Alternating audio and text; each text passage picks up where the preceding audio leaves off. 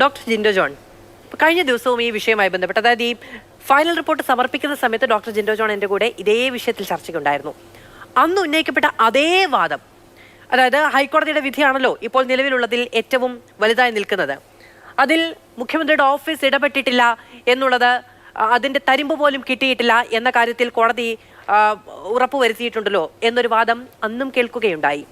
എന്തുകൊണ്ടാണ് വിജിലൻസ് കേസും SFIO അന്വേഷണവും ഒന്ന് തന്നെയാണെന്ന് ആവർത്തിച്ച് പറയാൻ കഴിയുന്നത്? ഈ വിഷയത്തിൽ മുഖ്യമന്ത്രിയുടെ ഓഫീസ് ഇടപെട്ടിട്ടുണ്ടോ എന്നുള്ളതാണ് വിജിലൻസ് കോടതിയും ഹൈക്കോടതിയും പരിശോധിച്ചത്. ഈ വിഷയത്തിൽ അനധികൃതമായിട്ടുള്ള പണമിടപാട് നടന്നിട്ടുണ്ടോ എന്നുള്ളതാണ് SFIO അന്വേഷിച്ചത്. ഈ വിഷയം ജനങ്ങൾക്ക് മുന്നിലേക്ക് പറയുന്നതിനുള്ള പരിമിതി എന്താണ്? ആവർത്തിച്ചത് വീണ്ടും ഉന്നയിച്ചിട്ടും. മാധു, എനിക്ക് അതിലേക്ക് മാധുവിന്റെ ചോദ്യത്തിലേക്ക് തന്നെയാണ് ഞാൻ വരേണ്ടത്. പക്ഷെ അതിനു മുമ്പ് ഒരു കാര്യം പറയാനുള്ളത്, അരുൺകുമാറിനോട് ഒരു ചോദ്യം. ഈ വാളയാർ ചെക്ക് പോസ്റ്റിന് അപ്പുറത്ത് CPM-ന്റെ നിലപാട് എന്താ? വാളയാർ ചെക്ക് പോസ്റ്റിന് അപ്പുറത്ത് ഈ തമിഴ്നാട് തൊട്ട് അങ്ങോട്ട് മുഴുവൻ നമ്മൾ ഒന്നിച്ചല്ലേ കഴിഞ്ഞ ലോക്സഭാ തെരഞ്ഞെടുപ്പിനെ ഫൈറ്റ് ചെയ്ത്? തമിഴ്നാട്ടിൽ നിങ്ങൾക്ക് ഒരു MP കിട്ടിയപ്പോ കോൺഗ്രസ്സുകാർ ഉൾപ്പെടെ നിങ്ങൾക്ക് വോട്ട് ചെയ്തല്ലോ. നിങ്ങൾ രാഹുൽ ഗാന്ധിയുടെ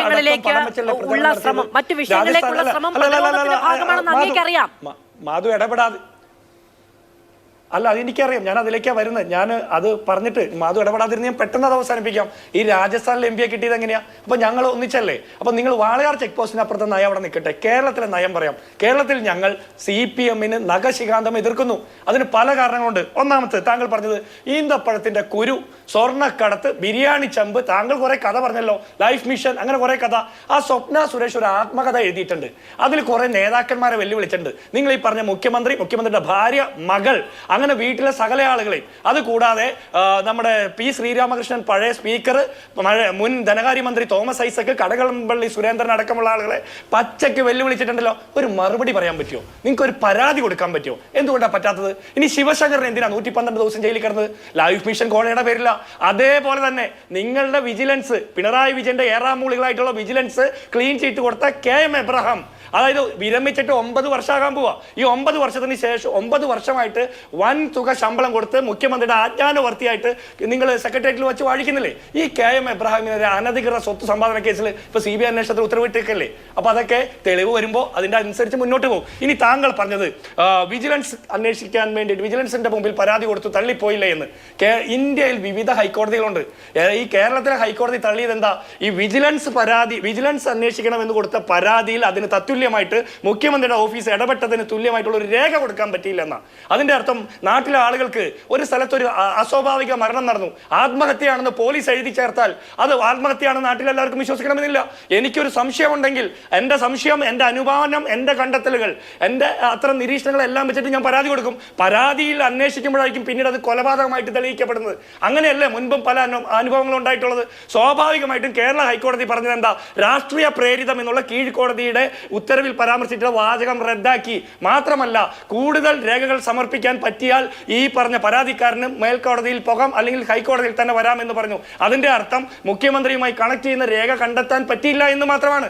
അതിന്റെ അർത്ഥം ഡൽഹി ഹൈക്കോടതിയും ബാംഗ്ലൂർ ഹൈക്കോടതിയും പറഞ്ഞ മുഖ്യമന്ത്രിയുടെ മകൾ വീണ വിജയൻ പ്രതിയാക്കപ്പെട്ടിട്ടുള്ള SFIയുടെ കള്ളപ്പണം വെളുപ്പിക്കലും അനധികൃതമായിട്ട് കള്ളപ്പണം വാങ്ങിയതുമായി ബന്ധപ്പെട്ട കേസ് ഇല്ലാതാക്കപ്പെടുന്നില്ല. അരുൺകുമാർ ഒരു വക്കീലല്ലേ? ഇനി താങ്കൾ ഒരു കള്ളം പറഞ്ഞു, രാഹുൽ ഗാന്ധിയുടെ കയ്യിൽ നിന്ന് 691 കോടി രൂപ പിടിച്ചെടുത്തു. ആരോ ആരോ അത് അരുൺകുമാർ ഒന്ന് സാക്ഷ്യപ്പെടുത്തി അതിന്റെ തെളിവ് ഹാജരാക്കിയിട്ട് വേണോട്ടോ പോയി. നമുക്കാർക്കും അറിയില്ല. ഇന്ത്യയിൽ CPM-ന്റെ പോളിറ്റ് ബ്യൂറോയുടെ സെക്രട്ടറി അടക്കമുള്ള ആളുകൾ ഇന്നേ വരെ പറഞ്ഞു കേൾക്കാത്ത ഒരു ആരോപണമാണ് CPM-ന് വേണ്ടി അരുൺകുമാർ പറയുന്നത്. ഇനി വ്യാജരേഖ ഉണ്ടാക്കി കോൺഗ്രസ്സുകാർക്ക് ആർക്കും പിണറായി വിജയനെ ജയിലിലിടണ്ട. പിണറായി വിജയനെ ജയിലിടാൻ ഞങ്ങൾ ആഗ്രഹിക്കുന്നില്ല. പക്ഷെ വ്യാജരേഖ ഉണ്ടാക്കാനാണെങ്കിൽ ആ KB ഗണേഷ് കുമാറിനെ ഏൽപ്പിക്കണം. കാരണം ഇതിനു മുമ്പ് ഒരു മുഖ്യമന്ത്രി കേരളത്തിലുണ്ടായിരുന്നു. അദ്ദേഹത്തിനെതിരെ വ്യാജരേഖ ഉണ്ടാക്കി സരിതയുടെ മറ്റേ കത്തിനകത്ത് പേരെഴുതി ചേർത്ത് കൂടുതൽ പേജ് എഴുതി ചേർക്കാൻ വേണ്ടി സഹായിച്ച നിങ്ങളാ. അല്ലെങ്കിൽ ആ K വിദ്യനെ ഏൽപ്പിച്ചാൽ മതി, അല്ലെങ്കിൽ ദേശാഭിമാനി പത്രത്തെ ഏൽപ്പിച്ചാൽ മതി. ഈ രാജ്യത്തെ മുഴുവൻ വ്യാജരേഖയുടെയും ഒന്നിച്ച് സൃഷ്ടി നടത്താൻ അവരെ കൊണ്ട് സാധിക്കും. ഇനി താങ്കൾ പറഞ്ഞ തെളിവുണ്ടായാലേ രാജിവെക്കുള്ളൂ. KM മാണിക്കെതിരെ തെളിവുകൾ മുഴുവൻ ഹാജരാക്കിയിട്ടാണോ നിങ്ങൾ രാജി ആവശ്യപ്പെട്ടത്? K ബാബുവിനെതിരെ തെളിവ് മുഴുവൻ ഹാജരാക്കിയിട്ടാണോ നിങ്ങൾ രാജി ആവശ്യപ്പെട്ടത്? കേരളം ഭരിക്കുന്ന മുഖ്യമന്ത്രിയുടെ മകൾ, കേരളത്തിലെ പൊതുമരാമത്ത് ടൂറിസം വകുപ്പ് മന്ത്രിയുടെ ഭാര്യ, കേരളത്തിലെ മലിനീകരണ നിയന്ത്രണ ബോർഡിന്റെ ചുമതല വഹിക്കുന്ന മുഖ്യമന്ത്രിയുടെ മകൾ, നയതീരുമാനങ്ങൾ എടുത്ത് നടപ്പാക്കുന്ന മന്ത്രിയുടെ മകൾ, അവരൊക്കെ ഒരു കേസിൽ പ്രതിയാകുമ്പോൾ സ്വാഭാവികമായിട്ട് മന്ത്രിയുമായി കണക്ട് ചെയ്യുന്ന ഒരു കാര്യമല്ലേ? അപ്പൊ അരുൺകുമാറും മുഖ്യമന്ത്രി പറഞ്ഞ പോലെയാ, കൈകൾ ശുദ്ധമാണ്, ആ PV ഞാനല്ല, ആ പ്രോമിനന്റ് പേഴ്സൺ ഞാനല്ല, വീണ വിജയനുമായിട്ട് ഒരു ബന്ധമില്ല എന്നൊക്കെ പറയുന്ന ഭാഷ അത്ര കറക്റ്റ് അല്ല. പിന്നെ സെലക്റ്റീവായിട്ട് നിങ്ങൾ പ്രോസിക്യൂഷൻ നടത്തുന്നത് കറക്റ്റാ. കെ സുരേന്ദ്രന്റെ മഞ്ചേശ്വരം കേസിൽ, CK ജാനുവിന്റെ മറ്റേ വയനാട് കേസിൽ, കൊടകര കുഴൽപ്പണ കേസിലൊക്കെ സെലക്റ്റീവായിട്ട് നിങ്ങൾ പ്രോസിക്യൂഷൻ നടത്തിയത് കേരളം കണ്ടിട്ടുണ്ട്. അപ്പൊ എല്ലാത്തിനുള്ള ഉത്തരം ഒറ്റ വാക്കിൽ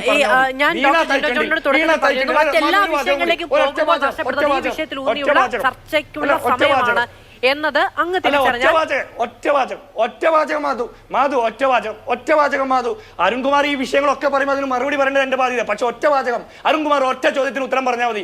വീണ തൈക്കണ്ടിയിൽ CMRL കമ്പനിക്ക് കൊടുത്ത സേവനം എന്താണ്? CPM എന്ന് പറഞ്ഞ പാർട്ടി, അതിന്റെ മുഖ്യമന്ത്രി, ആ പാർട്ടിയുടെ അടിത്തറ മൊത്തം ഇളകിപ്പോകുമ്പോ, ഇതുപോലെ വിവസ്ത്രമായിട്ട് നാണം കെട്ടി നിൽക്കുമ്പോ ഈ മുഖ്യമന്ത്രിയുടെ മകൾ ആ കമ്പനിക്ക് കൊടുത്ത സേവനം എന്താണെന്ന് പറയാനുള്ള ആർജവം നിങ്ങൾക്കുണ്ടോ? ശരി.